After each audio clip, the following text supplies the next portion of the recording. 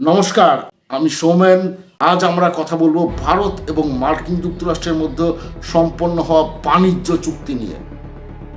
এই চুক্তি কি ভারতের জন্য বিজয় নাকি এটি একটি সমঝোতা, সেটা নিয়ে আজকে আমরা আলোচনা করব।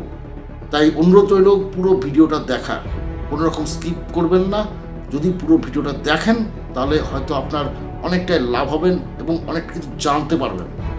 এই যে চুক্তিটা হয়েছে ভারত এবং আমেরিকার সঙ্গে, এই চুক্তির মূল বিষয়টা আসলে কি, চলুন তাহলে সেটা আগে জানি। চুক্তি অনুযায়ী মার্কিন যুক্তরাষ্ট্র ভারতের উপর যে ট্যাক্সটা ফেলেছিল, যে ট্যাক্সটা বাড়িয়েছিল, 50% করেছিল, সেটা থেকে কমিয়ে হঠাৎ করে 18% নামিয়ে দিল। কেন নামালো? তার বিনিময়ে তারা কি চাইছে ভারত থেকে? তার বিনিময়ে তারা চাইছে ভারত মার্কিন যুক্তরাষ্ট্র থেকে আরও বেশি পণ্য আমদানির সিদ্ধান্ত নিয়ে, যার মধ্যে রয়েছে সয়াবিন, ভুট্টা এবং ডেয়ারি পণ্য, এবং সবচাইতে মজার একটা জিনিস, এটা হচ্ছে তেল, যেটা এতদিন রাশিয়া থেকে আসছিল। মার্কিন যুক্তরাষ্ট্র চাইছে রাশিয়ার সঙ্গে সেই আমদানিটা বন্ধ করে যাতে ব্যবসাটা তাদের সঙ্গে শুরু করা হয়। মার্কিন যুক্তরাষ্ট্র ভারতের উপর আরোপিত যে শুল্ক কমিয়েছে, তাতে কি হয়েছে লাভ? বাদামে ছিল 30%, তার থেকে কমে এখন 2.5% হয়েছে। আপেলে ছিল 50%, সেখান থেকে কমে হয়েছে 10%। ডালে ছিল 30%, সেখান থেকে কমে এখন 10%। এখন প্রশ্ন হচ্ছে, ভারত মার্কিন যুক্তরাষ্ট্র থেকে আমদানি কি করবে? কিছু তো আমদানি করতে হবে আমাদের। কি আমদানি করছে? 8 লক্ষ টন সয়াবিন, ভুট্টা প্রায় 5 লক্ষ টনের বেশি, আর 23,000 টন মতো ডেয়ারি পণ্য, যেটা আমাদের দেশেই কিন্তু যথেষ্ট পরিমাণে রয়েছে। তাহলে এই যে জিনিসগুলো আমদানি করবে, এতে ভারতের লাভ হবে নাকি আখেরে ক্ষতি হবে? ভারতের লাভ যদি আমরা হিসেব করি, এই চুক্তির মাধ্যমে ভারতের রপ্তানি বৃদ্ধির সম্ভাবনা যেমন রয়েছে, বিশেষ করে কৃষি পণ্য এবং প্রক্রিয়াজাত খাদ্যপণ্যের ক্ষেত্রে। এছাড়াও ভারতের শিল্পগুলো মার্কিন বাজারে আরও ভালোভাবে প্রবেশ করতে পারবে, যেগুলো এতদিন পারছিল না প্রবেশ করতে, যার ফলে এই চুক্তিটার ফলে কিন্তু সেইগুলো আরও সামনে আসতে পারবে। ভারতের রপ্তানি বৃদ্ধির সম্ভাবনা কতখানি? কৃষির যে পণ্য, সেটা 10% একটা বৃদ্ধি হওয়ার চান্স থেকে যাবে, আর যে প্রক্রিয়াজাত খাদ্যপণ্য যেগুলো হয়, সেটা 10 থেকে 15% আশা করা যাচ্ছে বৃদ্ধি পাবে। আর ইন্টারন্যাশনাল যে সার্ভিসগুলো ভারত বিদেশে দিয়ে থাকে, সেটাও আশা করা যাচ্ছে 20% অন্তত বৃদ্ধি পাবে। তাহলে একটা লাভের দিক আমরা দেখতে পাচ্ছি। শুধু লাভের দিক থেকে দেখলেই হবে না কিন্তু এটাকে, এর পিছনে রয়েছে অনেক সমালোচনাও। সেই সমালোচনাগুলোকেও কিন্তু বুঝতে হবে যে সমালোচনাগুলো কেন হচ্ছে, নিশ্চয়ই এর পিছনেও কোনো কারণ আছে। কিন্তু এই চুক্তি নিয়ে সমালোচনা অনেক রয়েছে, অনেকের অনেক ভিন্ন মত রয়েছে। যেমন অনেকে মনে করছে ভারত তার কৃষি খাতকে রক্ষা করতে পারেনি এবং মার্কিন যুক্তরাষ্ট্রের কাছে অনেক বেশি ছাড় দিয়েছে। এছাড়াও ভারতের ডেয়ারি শিল্পের উপর এর নেতিবাচক প্রভাবও পড়তে পারে, কারণ আজকে বিদেশ থেকে যদি কোনো জিনিস আসে আমাদের দেশে, তাহলে দেশীয় প্রোডাক্টের তো চাহিদা অটোমেটিক কমবে আমাদের। তাই সমালোচিত লিস্টে এগুলোই কিন্তু মেন পড়ছে। আমাদের কৃষি খাতের রক্ষা করতে না পারা, এটা কিন্তু চরম একটা দুর্বলতা আমাদের এবং ব্যর্থতা। ঠিক সেরকম এই ডেয়ারি শিল্পেও কিন্তু একটা ব্যাপক ক্ষতি হতে পারে, কারণ যেটা আমাদের দেশেই আমদানি হচ্ছে, যেটা উৎপন্ন হচ্ছে, তা আমরা বিদেশ থেকে কেন আনতে যাব? তাহলে দেশীয় প্রোডাক্টগুলোর কী হাল হবে? এমনকি মার্কিন যুক্তরাষ্ট্রের কাছে বেশি ছাড় দিচ্ছে সেই প্রোডাক্টগুলো। ভাবুন একবার, দেশীয় প্রোডাক্ট যদি ট্যাক্সেবল বেশি হয়, তাহলে সেই জিনিসটা কে কিনবে? এখন আমরা তো প্রত্যেকেই চাই যে ব্র্যান্ডের জিনিস, অমুক তমুক এসব চাইছি সবাই। তাহলে দেশীয় প্রোডাক্টগুলো এমনিতেই মার খাচ্ছে, আগামীতে তো তাই হবে। ভারতের ডেয়ারি শিল্পের উপর এই চুক্তির প্রভাব কি হতে পারে? অনেক বিশেষজ্ঞ মনে করছেন যে মার্কিন যুক্তরাষ্ট্র থেকে ডেয়ারি পণ্য আমদানি বৃদ্ধির ফলে ভারতের ডেয়ারি শিল্প ক্ষতিগ্রস্ত হতে পারে। তারা কি ভুল ভাবছেন? ভুল ভাবছেন না। ডেয়ারি শিল্পের ক্ষতি মোটামুটি আজ যা আইডিয়া করা যাচ্ছে, যেতে উৎপাদনের ক্ষমতা আমাদের 10% অন্তত কমে যেতে পারে, এবং কর্মসংস্থান মানে বহু মানুষ কাজও হারাতে পারে, সেটা 5 থেকে 10% মতো। তাহলে ভবিষ্যতের কি সম্ভাবনা? তবে এই চুক্তি ভারতের জন্য একটি গুরুত্বপূর্ণ পদক্ষেপ হতে পারে। এটি ভারতের অর্থনৈতিক বৃদ্ধিকে ত্বরান্বিত করতে সাহায্য করতে পারে এবং দেশের বাণিজ্যিক সম্পর্ককেও আরও শক্তিশালী করতে পারে। ভারতের যে শক্তিশালী হওয়ার সম্ভাবনা, সেটার অর্থনৈতিক বৃদ্ধি 7% থেকে 10% একটা চান্স থেকে যায়। এছাড়া বাণিজ্যিক সম্পর্কও কিন্তু খুব ভালো একটা হতে পারে। মোটামুটি ধরা যাচ্ছে 15 থেকে 20% একটা বৃদ্ধি হতে পারে বাণিজ্যিক সম্পর্কেও। এবার সবচাইতে বড় জিনিস আসছে যে ভারত ইউএস ট্রেড ডিলের ফলে ভারতের কিছু, এবারে হচ্ছে ভারতের যে এই ট্রেড ডিলের ফলে কিছু ক্ষতির সম্ভাবনাও রয়েছে।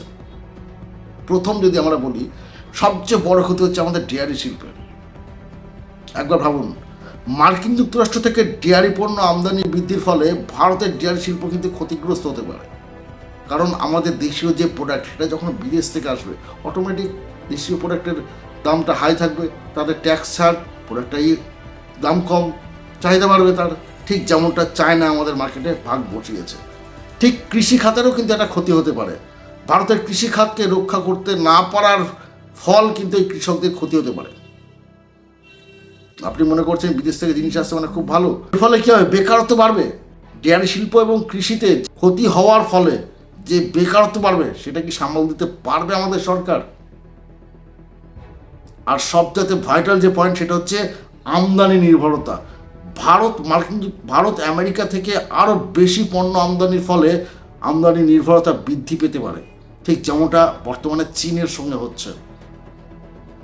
বাণিজ্যিক ঘাটতি তো হচ্ছেই, ভারতের বাণিজ্য ঘাটতি বৃদ্ধি পেতে পারে কিন্তু যদি আমদানি রপ্তানির চেয়ে বেশি হয়।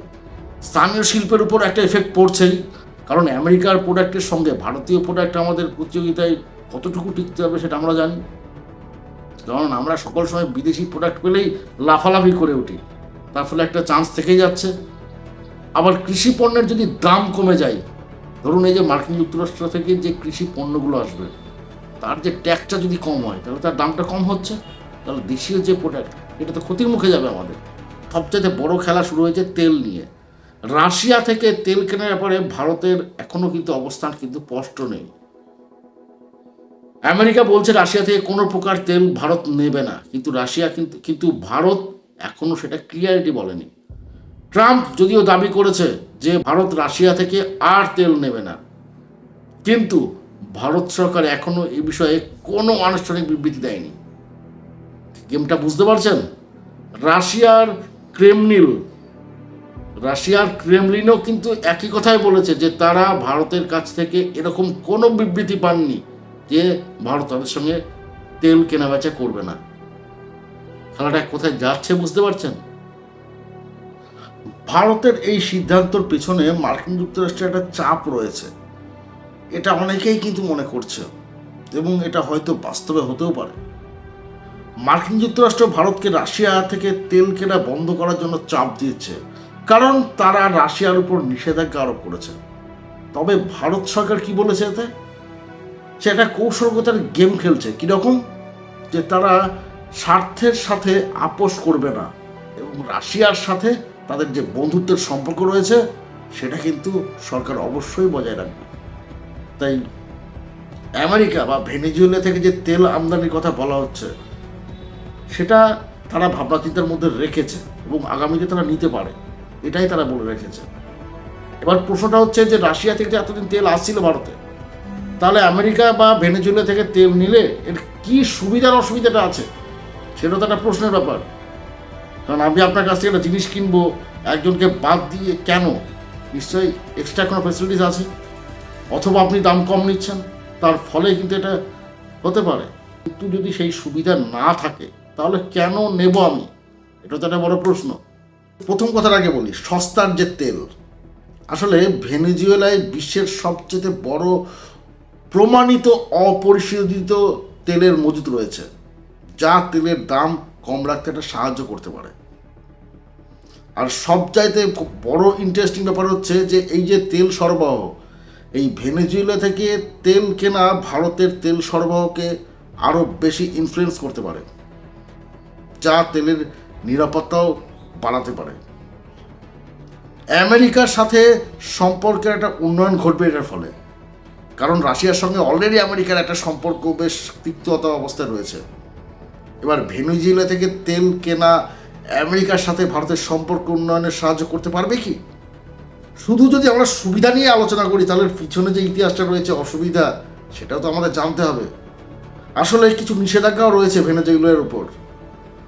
আমেরিকা সরকার ভেনেজুয়েলার উপর কিন্তু একটা নিষেধাজ্ঞা রেখে দিয়েছে, যা তেল কেনাকেও আরও জটিল করে তুলতে পারে। এমনকি বর্তমানে ভেনেজুয়েলায় আমরা দেখতে পাচ্ছি নিউজ খুললে যে একটা অস্থিতিশীল রাজনৈতিক পরিস্থিতি তৈরি হয়েছে ভেনেজুয়েলায়। সে দেশের রাষ্ট্রপতি কিডন্যাপ হয়ে গেছে, ভাবা যায় সেটা করেছে কি আমেরিকা। তাহলে ভেনেজুয়েলার যে রাজনৈতিক পরিস্থিতি বর্তমানে, সেটা কি তেল সরবরাহ করতে বা কোনো বাণিজ্যিক চুক্তি করতে সাহায্য করবে, নাকি ব্যাঘাত ঘটাতে পারে? বড় ভাইটাল প্রশ্ন কিন্তু এটা একটা। আরও বড় প্রশ্ন হচ্ছে তেলের গুণগত মান নিয়ে। ভেনেজুয়েলার তেলে কিন্তু ভারী, যেখানে রাশিয়ার যে তেলটা পাওয়া যায় সেটা খুব হালকা, এবং এই তেলে উচ্চ সালফার যুক্ত, যা কিন্তু পরিশোধনকে জটিল করে তুলতে পারে। সালফার যদি একটা তেলে বেশি থাকে না, তাহলে সেটাকে রিফাইন করতে কিন্তু প্রচুর খরচ বেশি পড়ে যায়। তাহলে আখেরে কি লাভ হবে ভারতের? এই প্রশ্নটাও কিন্তু আমাদের সরকার ভাবছে। আমেরিকা থেকে যদি আমরা তেল নিই তাহলে কি আমাদের সুবিধা রয়েছে, এটা একটা বড় প্রশ্ন। আমরা যতক্ষণ জানলাম ভেনেজুয়েলা থেকে কি কি সুবিধা অসুবিধা, তাহলে আমরা যখন আমেরিকার সঙ্গেও তেল কিনবো ভাবছি, তাহলে তার কি সুবিধা রয়েছে সেটাও তো আমরা জানবো, ঠিক কি না? এবার প্রশ্নটা হচ্ছে, আমেরিকার কাছে থেকে যে ভারত তেল নেবে তাতেও তো নিশ্চয়ই কিছু সুবিধা অসুবিধা থাকবে। এমন তো নয় যে সব কিছু একদম আরামসে হয়ে যাবে। তাহলে প্রথমে আমরা সুবিধাটা কি আগে জানি। এই যে স্থিতিশীল একটা রাজনৈতিক পরিস্থিতি বর্তমানে আমেরিকার বর্তমান যে রাজনৈতিক পরিস্থিতি, এটা কিন্তু স্থিতিশীল, যা তেল আমদানি করতে কিন্তু একটা নিরাপদ পরিবেশ তৈরি করতে পারে। আর ওখানকার স্ট্রাকচার তো আমরা জানি যে ওখানে যে পরিকাঠামো সেটা তো খুবই হাইফাই, যার ফলে আমেরিকার তেল পরিশোধন এবং পরিবহনের জন্য উন্নত পরিকাঠামো রয়েছে, যেটা একটা সুবিধা। খুব সুন্দরভাবে জিনিসটা আমাদের কাছে আসতে পারবে। কিন্তু শুধু এইটুকু দেখলে হবে না, এর পিছনে রয়েছে একটা বড় পর্দা। সেই অসুবিধার পর্দাটা কি সেটা এবার তুলব আমরা। এই যে হাই রেট, আপনি বাজারে টমেটো কিনছেন 4 টাকা, কালকে আমেরিকা থেকে টমেটো আসবে 40 টাকা। সেটা কি ভালো হবে আমাদের জন্য? কখনোই না। তাই উচ্চ মূল্যটাও কিন্তু একটা বড় ফ্যাক্টর থাকছে আমাদের জন্য। কারণ আমেরিকা থেকে তেল কেনা মানে ব্যয়বহুল হতে পারে সেটা, যেমন পরিবহন খরচ খুব লেভেলের হবে। আমেরিকা থেকে ভারতে তেল পরিবহনের খরচটা অনেকটা বেশি হতে পারে, কারণ যোগাযোগ ব্যবস্থা একটা ব্যাপার থাকে। তো এই ক্ষেত্রে রাশিয়া থেকে তেল আমদানি করতে ভারতের অনেক সুবিধা রয়েছে। সেই সুবিধার জন্যই ভারত কিন্তু এতদিন রাশিয়া থেকে তেল আমদানি করছিল। সবচাইতে বড় সুবিধাটা কি জানো? সস্তায় তেল পাচ্ছিল রাশিয়া থেকে ভারত।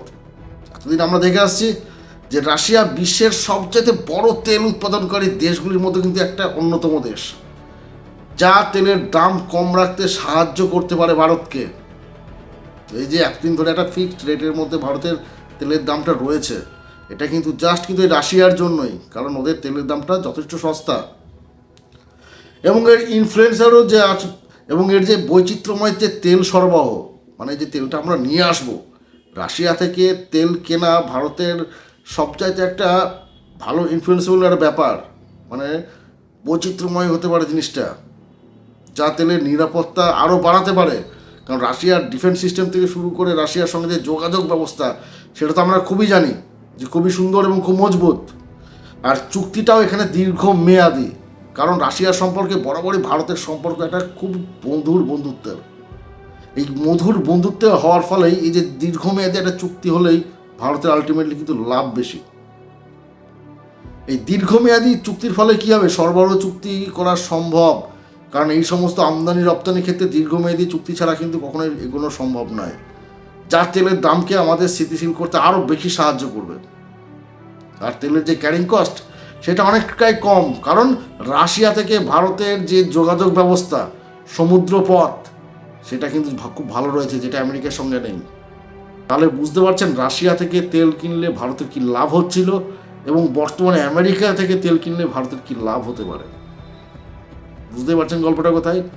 এবার যে রাশিয়া থেকে যে তেল কিনলে কী অসুবিধাটা হচ্ছে সেটাকে বুঝুন।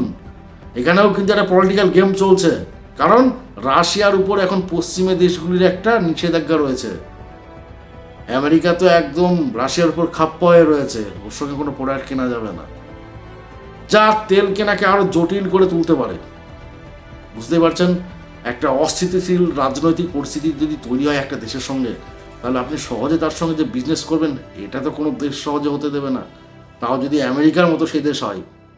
রাশিয়ার রাজনৈতিক পরিস্থিতি কিন্তু এখন বর্তমানে খুবই খারাপ, কারণ দেখতে পাচ্ছি ইউক্রেনের সঙ্গে রাশিয়ার যে যুদ্ধ, তার ফলে কিন্তু পরিবেশ বেশ অশান্ত রয়েছে এবং যার তেল সরবরাহ কিন্তু ব্যাঘাত ঘটাতেও পারে।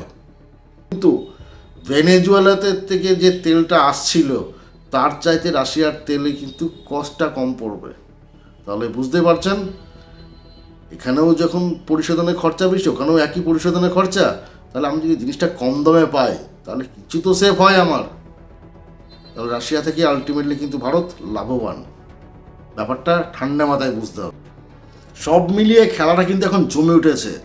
ভারত আর ইউএসএর এই ট্রেড ডিল, এটা কিন্তু একটা সমঝোতা যেখানে উভয় দেশই কিছু লাভ এবং কিছু ক্ষতির স্বীকার করেছে। তবে এটি ভারতের জন্য একটি গুরুত্বপূর্ণ পদক্ষেপ, যা দেশের অর্থনৈতিক বৃদ্ধিকে ত্বরান্বিত করতে সাহায্য করতে পারে। এখন আপনি জানাবেন আপনার মতামত। আপনার কি মনে হয়, এই চুক্তি কি ভারতের জন্য বিজয়, নাকি এটা কোনো সমঝোতা, নাকি এর পিছনে রয়েছে কোনো কূটনীতিক কৌশল? অবশ্যই আপনার মতামত আমাদের কমেন্ট বক্সে জানাতে ভুলবেন না।